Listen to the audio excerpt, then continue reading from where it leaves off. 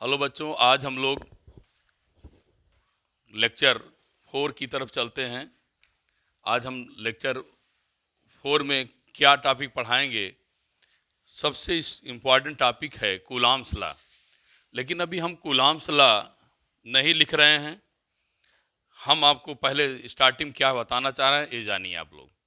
बेटे, हम लोग पढ़ा है और ये 9-10 से सुनते चले आए हैं, दो पॉजिटिव चार्ज आपस में रिपल करते हैं। पूरा वर्ड्स यूज करें तो हम करते हैं दो पॉजिटिव चार्ज के बीच में रिपल्सिव फोर्स लगता है। क्या लगता है उनके बीच? Repulsive force. और बेटे, पॉजिटिव और नेगेटिव दो चार्ज अगर आपको मिलें, इन दोनों चार्ज के बीच में जो फोर्स लगता है उसे बेटे अट्रैक्टिव फोर्स कहते हैं। मैं ये सब बातें बता तो रहा हूं, आप पढ़ चुके हैं कि दो पॉजिटिव चार्ज आपस में रिपल करते हैं। हम थोड़ा बोलते हैं, पूरा बोलना चाहिए। दो पॉजिटिव चार्ज के बीच रिपल्सिव फोर्स लगता है। हम पूरी बात बोला करेंगे तो समझ में आएगा। हम लोग रिपल कह के चुप हो जाते नहीं। दो पॉजिटिव चार्ज के बीच में रिपल्सिव फोर्स लगता है, दो पॉजिटिव और नेगेटिव चार्ज के बीच में अट्रैक्टिव फोर्स लगता है। लेकिन बेटे, जो फोर्स लगते हैं, कंडीशन क्या है कि दोनों केस में चार्ज को रेस्ट में रखा गया है। चार्ज को किस में रखा गया है? रेस्ट में। आज मैं बताऊं बेटे, force of attraction, force of repulsion between two charges at rest is known as electrostatic force. मैं लिख रहा हूं, the force of attraction or repulsion between two static charges, force of attraction, repulsion between two static charges is called क्या? Electrostatic force. अब बच्चे हमारे समझ गए मैं क्या बताया। छोटी छोटी बातें लास्ट क्लास में पढ़ लिया, लेकिन जब हम लोग आगे बढ़ रहे हैं तो उनके नेम में परिवर्तन भी हो रहा है, नए नए नामों से उनको जान रहे हैं। लेकिन शुरुआत 9-10 से ही है कि दो पॉजिटिव चार्ज रिपल करते हैं। आप रिपल कहते हैं, आज मैं क्या कर रहा हूँ, पूरा नाम बताइए। दो पॉजिटिव चार्ज के बीच रिपल्सिव फोर्स लगता है और दो पॉजिटिव निगेटिव के बीच में अट्रैक्टिव फोर्स लगता है। ये बातें हो गई। तो मैं बच्चों को बताया कि बेटे, रिपल्सिव फोर्स अट्रैक्टिव फोर्स जब लगता है तो चार्ज क्या कहता है? रेस्ट में रहता है। तो स्टैटिक चार्जेस, देखो क्या लिखा है, दोनों चार्ज क्या हैं? स्टैटिक मीन्स क्या है बेटे? रेस्ट में है। जब ये चार्ज रेस्ट में है, रेस्ट रहते हुए जब फोर्स लगता है उसे बेटे हम इलेक्ट्रोस्टैटिक फोर्स कहते हैं। अब बात आती है कि फोर्स वेक्टर क्वांटिटी है। जब कोई क्वांटिटी वेक्टर होती है तो अपने पास दो फिजिकल क्वांटिटी, टू थिंग्स हो रहती है उसके पास। दो चीज क्या रहता है? Magnitude and direction. Vector quantity have two things, magnitude and direction. अब बेटे, यह फोर्स है, इसके पास मैग्नीट्यूड भी होगा और डायरेक्शन भी होगा। फोर्स क्या रखेगा अपने पास? मैग्नीट्यूड भी रखेगा और डायरेक्शन भी। तो जब मैग्नीट्यूड डायरेक्शन रखा तो फोर्स इज या इट मेजर या डिटरमाइंड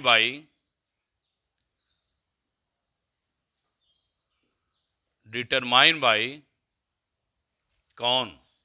इस फोर्स को किसने मेजर किया था? उनका नाम क्या है बेटे? चार्ल्स।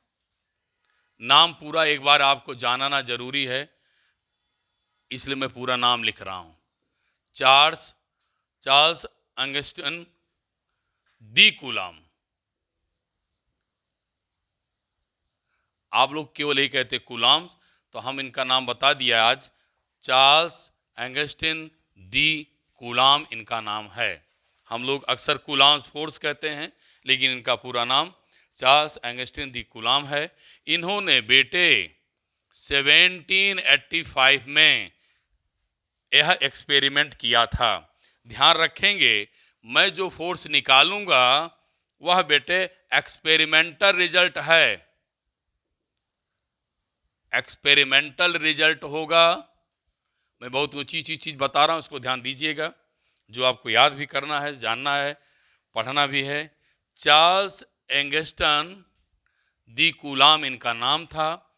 1785 में यह रिजल्ट क्या था? इन्होंने एक्सपेरिमेंट करके रिजल्ट बताया था। नो थ्योरेटिकल, यह थ्योरेटिकल नहीं है, ध्यान रखेंगे बेटे। न्यूमेरिक, हम एक्सपेरिमेंटल की बात कर रहे हैं, थ्योरेटिकल की बात नहीं कर रहे हैं। ये आप लोग ध्यान रखिएगा, इसको आप भूलना नहीं है। मैं इसलिए देखिए हाईलाइट कर दे रहा हूं जहां आपको ध्यान रखना है। यह एक्सपेरिमेंटल रिजल्ट है बेटे, थ्योरेटिकल रिजल्ट नहीं है। मतलब हम जो कूलाम्स लॉ पढ़ेंगे वो एक्सपेरिमेंटल रिजल्ट पढ़ेंगे बेटे, थ्योरेटिकल रिजल्ट नहीं है। शायद मैं इतना समझा दिया आप लोगों को। अब मैं आगे टॉपिक पढ़ना चाहता हूं।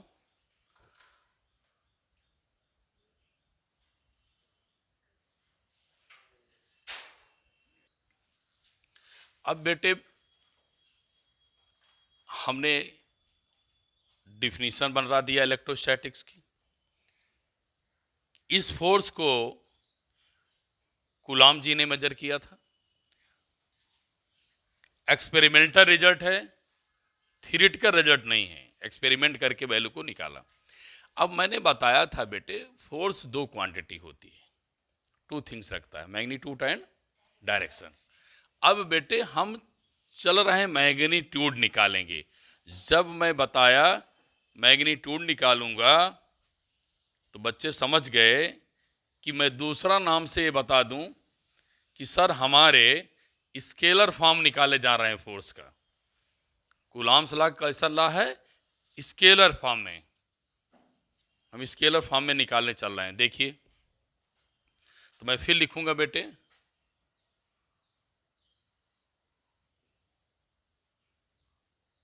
Coulombs law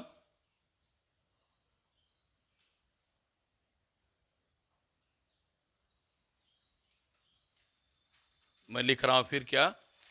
coulombs law. Coulombs law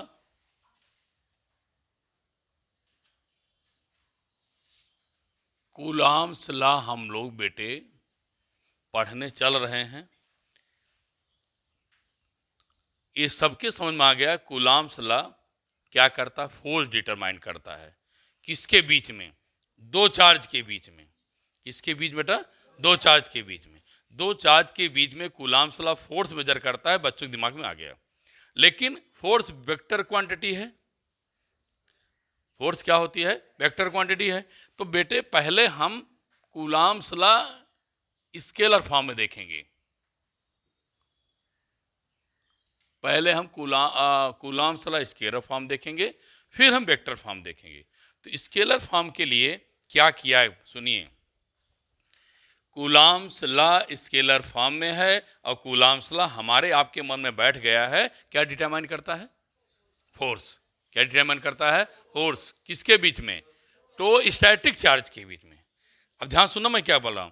coulombs law force major करता है दो स्टैटिक चार्ज में। तो आपके मन में एक बात तो जरूर आज आ जाना चाहिए, कूलाम्स लॉ होल्ड करता है स्टैटिक चार्ज। कैसा चार्ज होना चाहिए? Static charge. दूसरा, पॉइंट चार्ज होना चाहिए। कैसा चार्ज होना चाहिए? Point charge. कूलाम्स लॉ की कंडीशन है कि जब चार्ज लेंगे, दोनों चार्ज पहली बार, समझें, दोनों चार्ज कैसे होने चाहिए? स्टैटिक होने चाहिए, रेस्ट में होने चाहिए। और बेटे इनके बीच की डिस्टेंस क्या मान लिया? आर। चार्ज स्टैटिक हो, पॉइंट चार्ज हो, हमने मान लिया दो चार्ज Q1 Q2 हैं, दोनों चार्ज पॉइंट चार्जेस हैं, डिस्टेंस कितना? R। अकॉर्डिंग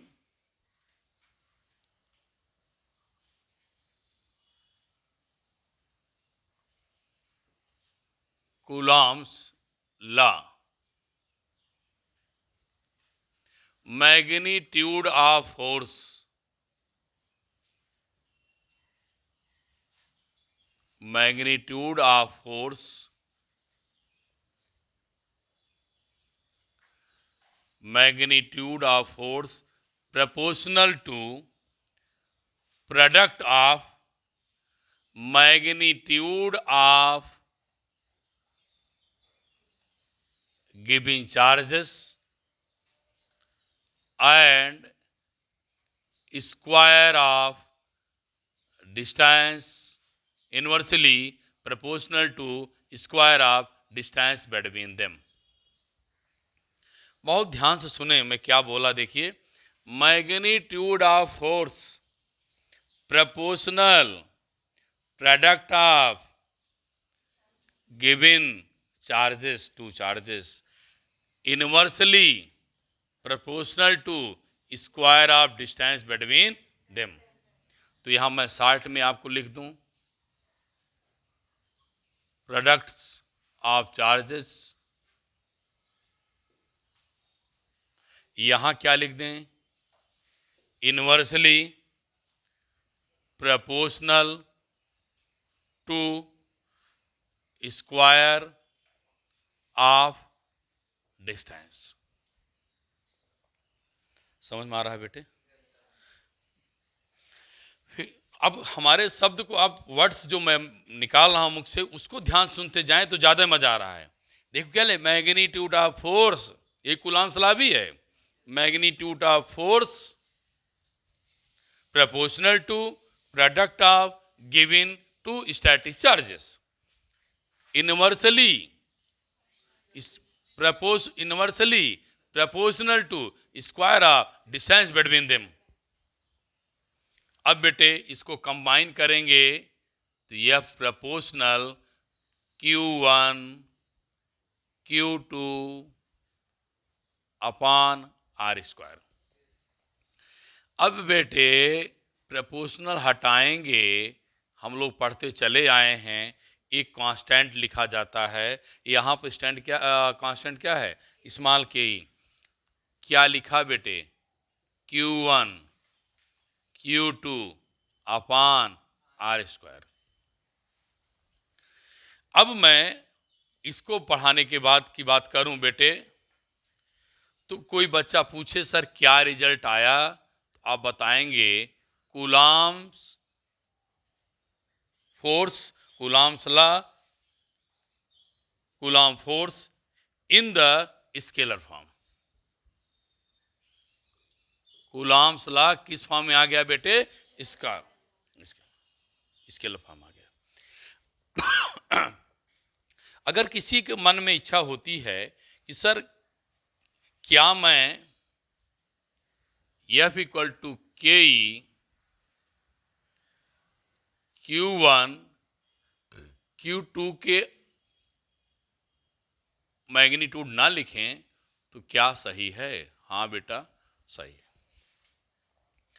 मैग्नीट्यूड ना लगाया जाए, सिंपली ऐसे लिख दिया जाए, तब भी आपका इक्वेशन सही है, आप परेशान नहीं होंगे। आपके डिफिनीशन में है मैं product of magnitude of charges, तो आपने अपने डिफिनीशन में लॉ में बता दिया तो लिखने की कोई ज़रूरत नहीं है। तो के ई को दो नाम है बेटे, क्या क्या किस नाम से पुकारते हैं इसको? पहला लोग चूंकि कूलॉम्स ला है, इसे बेटे हम कूलॉम्स कांस्टेंट कहते हैं। क्या कहते हैं इसको? कूलॉम कांस्टेंट भी कहते हैं। दूसरा नाम इसका और है बेटे, दो नाम से लोग पढ़ाते हैं, इलेक्ट्रोस्टैटिक फोर्स कांस्टेंट। इलेक्ट्रोस्टैटिस फोर्स क्या लिखा बेटे? कांस्टेंट। तो मेरे बच्चे शायद समझ गए, इलेक्ट्रोस्टैटिक फोर्स कांस्टेंट भी कहते हैं इसको बेटा, चूंकि इलेक्ट्रोस्टैटिक चैप्टर का नाम है, फोर्स कांस्टेंट कहते हैं। और दूसरा का नाम क्या है बेटे? कूलॉम कांस्टेंट, कूलॉम्स कांस्टेंट भी कहते हैं। अब बेटे ध्यान रखना, स्मॉल के ही लिखना, आप लोग कैपिटल के नहीं लिखेंगे। कैपिटल के का एक नया नाम है, मैं आगे चल के बताऊंगा, डाइलेक्ट्रिक कांस्टेंट। अब मैं बेटे यूनिट की तरफ चलता हूं।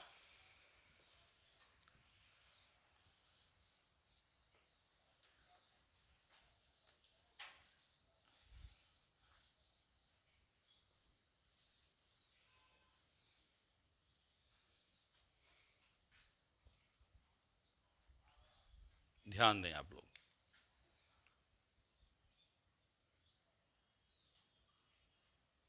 एफ इक्वल टू, आप लोगों ने पढ़ा F equal to K E Q1 Q2 upon R square, Q1 Q2 upon R square. अब आगे बढ़ते हैं। अब बेटे हम फाइंड करने चल रहे हैं के ई की value. F R square equal to K E Q1 Q2। बेटे फोर्स के यूनिट न्यूटन, डिस्टेंस की मीटर, चार्ज की यूनिट कैपिटल सी बेटे। तो मेरे बच्चे जब के ई की वैल्यू निकालेंगे, यूनिट निकालेंगे, तो न्यूटन मीटर स्क्वायर अपान क्या मिलेगा? Coulomb square. अब मैं बेटा ध्यान से सुनना, इसकी बात आगे बढ़ने चाहता हूं। अब के सफिक्स ई की यूनिट तो ला दिया, आपके मन में एक और बात उठती होगी, सर हम लोग जब किसी भी कांस्टेंट को पढ़ते हैं तो उसकी वैल्यू भी फिक्स होती है, उसकी वैल्यू फिक्स होती है। आपने अभी यूनिट निकाला है, वैल्यू के बारे में कोई जिक्र नहीं किया है, तो वैल्यू के बारे में आइए, उसकी वैल्यू कैसे निकालेंगे। मैं वैल्यू की तरफ चलता हूं और यहां से मैं बेटे कुछ चीजें लिखना चाहता हूं। इफ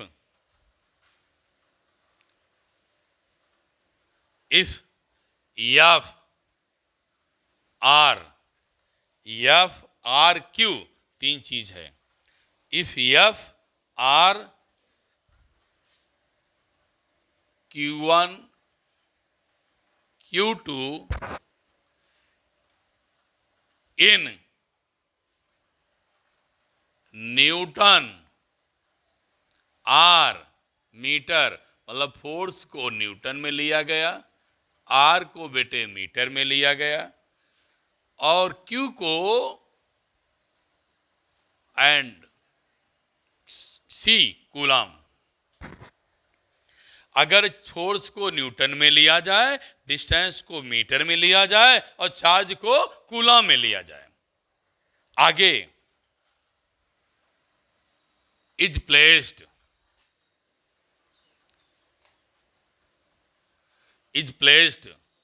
रख दिए जाएं इन वैक्यूम, बेटे जहां पर एयर ना हो वहां रख दिया जाए। बी गेट, क्या प्राप्त करते हैं? वैल्यू ऑफ के ई कितना? 9 इंटू 10⁹9, 9 इंटू 10⁹9।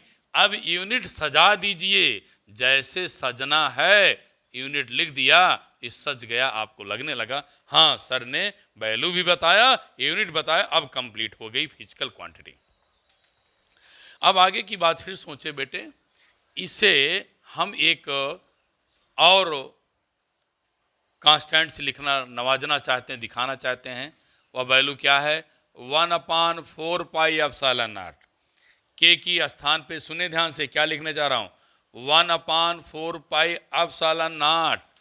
या फिर मैं इतनी बातों को बेटे फिर लिख दिया, मतलब के स्थान पर बेटे हमारे क्या लिख सकते हैं? 1/4 पाई एप्सिलॉन नॉट भी रख सकते हैं और के भी लिख सकते हैं। इक्वेशन में कोई प्रॉब्लम नहीं होनी चाहिए।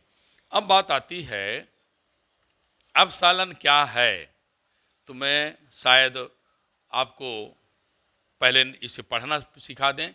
इसका क्या नाम बेटा? एप्सिलॉन। एप्सिलॉन क्या लिख दिया? एप्सिलॉन 0। दूसरा नाम क्या है? Epsilon not.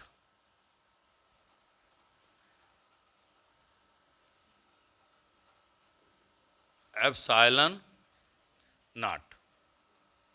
ऐसे भी बेटे इस नाम से भी इसको लोग पढ़ा करते हैं, एप्सिलॉन नॉट भी करके पढ़ा जाता है। के ई के स्थान पे 1/4 पाई एप्सिलॉन नॉट भी लिखा जाता है, इसकी वैल्यू वही रहेगी। इसका नाम दो नाम है, एप्सिलॉन 0 या एप्सिलॉन नॉट है। अब आगे बेटे हम इसकी क्या करता है ये बताना चाह रहे हैं, इसको ध्यान रखेंगे। इसकी डिफिनीशन क्या है ध्यान रखिए, क्या है? The property epsilon not is the, epsilon not को दूसरे नाम से बोलते हैं बेटे परमिटिविटी भी बोलते हैं। इसको क्या बोलते हैं? परमिटिविटी। अब आगे वैल्यू निकालें तब इसको बताएं। वैल्यू निकालने दीजिए तो वैल्यू बताएं।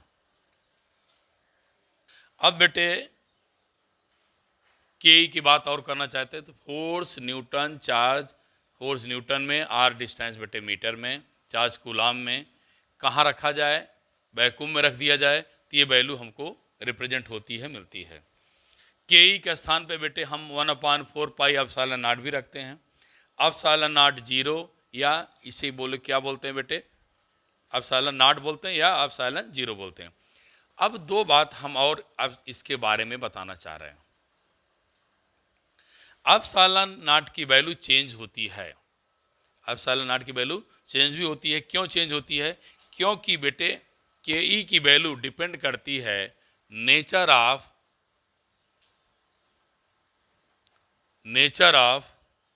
Medium between two charges. बेटे के की वैल्यू डिपेंड करती क्या? Nature of medium between two charges. दूसरी चीज इसकी बात डिपेंड करती है system of unit for force distance and charge. अब आपको समझ में आ जाना चाहिए के की वैल्यू चेंज भी होती रहेगी। क्यों? क्योंकि nature of medium of two charges, nature of medium between two charges, दो चार्ज के बीच में कैसा नेचर है, कैसा मीडियम है, उस पर निर्भर करेगी। और system of unit F and R, जो सिस्टम बनाया गया है उनकी यूनिट आप न्यूटन ले रहे हैं, सेंटीमीटर ले रहे हैं, डाइन ले रहे हैं, कूलाम ले रहे हैं, माइक्रो कूलाम ले रहे हैं, वो बेटे लिखा है क्या? System of unit for force distance and charge taken. क्योंकि अब मैं आप लोगों को यहां तक बातें पहुंचा दिया। अब बेटे हम लोग आगे क्या पढ़ना चाहते हैं कि एप्सिलॉन है क्या, वैल्यू क्या होती है। जैसे के ई की वैल्यू बिटिया मिलता है, बच्चे मिलता है, वैसे बेटे एप्सिलॉन नॉट की भी वैल्यू मिलती है। कैसे निकालना चल रहा हूँ बेटा मैं।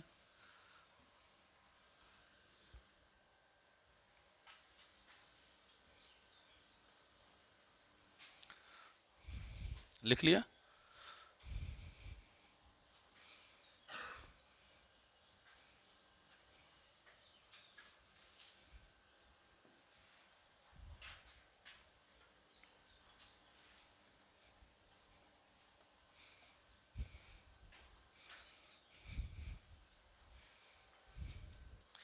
और सभी बच्चे ध्यान देंगे, जब भी वीडियो आप पढ़ें बेटे तो आप बड़े थके थके से लगते हैं। कमेंट बॉक्स पर वीडियो देखी जाती है 100 के ऊपर, कमेंट बॉक्स में हमें मैक्सिमम 7 बच्चों ने किया है। तो कम से कम आप लोग जब पढ़ें तो एक कमेंट बॉक्स में कैसा वीडियो लग रहा है और क्या इम्प्रूवमेंट चाहिए, कुछ भी आपको जैसा महसूस हो वैसे लिखें। इससे बेटे मेरे अंदर का जो कॉन्फिडेंस है वो और भी आपके प्रति या टीचिंग प्रति कॉन्फिडेंस आता है। और आप लोग लगातार जो बच्चे वीडियो पढ़ रहे हैं, अगर वो ऑफलाइन भी क्लास पढ़ना चाहते हैं तो मैं एक ड्यूरिंग क्लास रिकॉर्डिंग कर रहा हूँ। ये ना समझें कि कहीं अकेले में बैठ के उससे रिकॉर्डिंग कर रहे हैं बेटे। ये मैं मॉर्निंग क्लास जब भी लेता हूँ इवनिंग में, तत्काल रिकॉर्ड करके आपको वीडियो बनाया जा रहा है। तो वो बच्चे भी, इंटरेस्टेड बच्चे क्लास को ज्वाइन कर सकते हैं, कोई उनको समस्या नहीं होनी चाहिए। अब बेटे मैं वैल्यू निकालने चल रहा हूँ एप्सिलॉन नॉट की। कैसे निकालेंगे ये देखना आपको है बेटे। हमने आपको अभी बताया क्या कि 1/4 पाई एप्सिलॉन नॉट होता है किसके बराबर, 9 × 10⁹ न्यूटन मीटर स्क्वायर अपान क्या, कूलम स्क्वायर। बेटे दोनों को रेसिप्रोकल कर दीजिए, ये वैल्यू क्या हो जाएगी, ये बन जाएगी बेटे, ये 9 × 10⁹ हो जाएगी। कूलम स्क्वायर अपान बेटे न्यूटन मीटर स्क्वायर हो जाएगा। शायद मेरे बच्चे समझ रहे हैं। अब एप्सिलॉन नॉट सिंप्लीफाई करने के बाद क्या मिलेगा बेटे, 4 पाई 9 × 10⁹ आगे coulomb square newton metre square. हमारे बच्चे से सॉल्व करें तो बेटे पाएंगे 8.85 10⁻⁻12 coulomb square upon newton metre square. या आप कहीं कहीं इसको फोर्स पर मीटर भी पढ़ने को पाएंगे। यह बेटे एप्सिलॉन नॉट की वैल्यू है। एप्सिलॉन नॉट की वैल्यू के बाद आप आइए, इसको बेटे हम किन किन नामों से पहचानते हैं। एप्सिलॉन नॉट को बेटे परमिटिविटी के नाम से जानते हैं। क्या लिख रहा हूं, permittivity. Permittivity of free space, permittivity of free, क्या लिख रहे हैं बेटे, फ्री स्पेस। लोग इसे बेटे कहते हैं परमिटिविटी ऑफ फ्री स्पेस। दूसरा नाम क्या है इसका, परमिटिविटी कांस्टेंट। अगला नाम बेटे इसका और है क्या, इलेक्ट्रिक कांस्टेंट।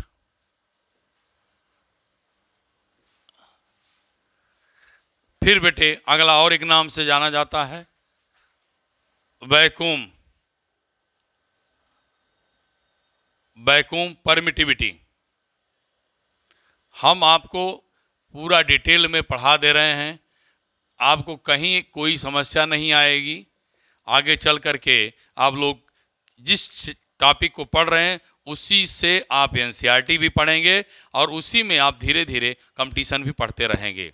कंपटीशन की रिकॉर्डिंग भी करेंगे वो भी, लेकिन पहले कॉन्सेप्ट क्लियर कर दें, एनसीईआरटी पढ़ा दें, फिर जो रिकॉर्डिंग करेंगे वो कंपटीशन के नाम से ही आपका नए चैनल पर रहेगा। उसका नाम ही रहेगा net JEE physics classes bye Sanjay Singh. तो आप लोग जब ज़्यादा न्यूमेरिकल इसलिए कर दिया कि जो बच्चे आप लोग बाहर जाएंगे, किसी को न्यूमेरिकल ही पढ़ना है कंपटीशन का, तो क्या करे, इस वीडियो को अपना समय बर्बाद करेगा। क्यों बर्बाद करेगा, और सीधे चला जाएगा कंपटीशन वाले पे। तो बेटे आपकी इस फ्राइडे से आप लोगों को कंपटीशन का भी रिकॉर्डिंग करेंगे। पहले जिस टॉपिक पढ़ाएंगे उसकी रिकॉर्डिंग कंपटीशन की भी होती रहेगी। जिससे बच्चे कॉन्सेप्ट यहाँ पढ़ें, न्यूमेरिकल वहाँ पढ़ें। ठीक है। और आपको 20 मिनिमम 15-16 ईयर का आप लोगों का बेटे नीट जेई का पेपर भी सॉल्व करके दिया जाएगा, तो जिससे आप लोगों का जितना जितना हो सके बढ़िया मैं कर सकूं करूंगा। अब बेटे जैसे इसके कई नाम से जान जाते हैं बेटे, परमिटिविटी ऑफ फ्री स्पेस या परमिटिविटी ऑफ कांस्टेंट के नाम से जाना जाता है, इलेक्ट्रिक कांस्टेंट के नाम से बेटे जानते हैं, वैक्यूम परमिटिविटी के नाम से भी जानते हैं। है क्या डिफिनीशन इसकी बेटे, करता क्या है, इसका काम क्या है परमिटिविटी का? The permittivity is the properties of medium which